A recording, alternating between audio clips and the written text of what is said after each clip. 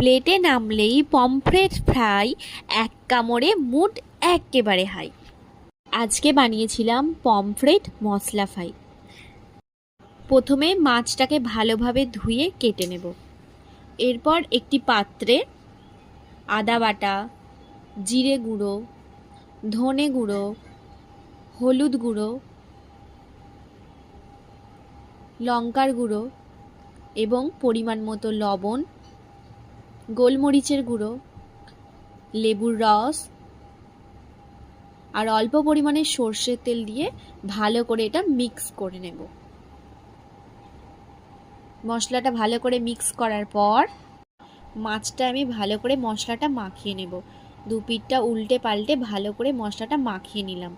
এরপর অন্য একটা প্লেটে 2 চামচ সুজি, 1 চামচ বেসন ভালো করে মিক্স করে নেব। এরপর ওই মশলা মাখা মাছটা ভালো করে উল্টে পাল্টে 2 পিঠ কোট করে নেব।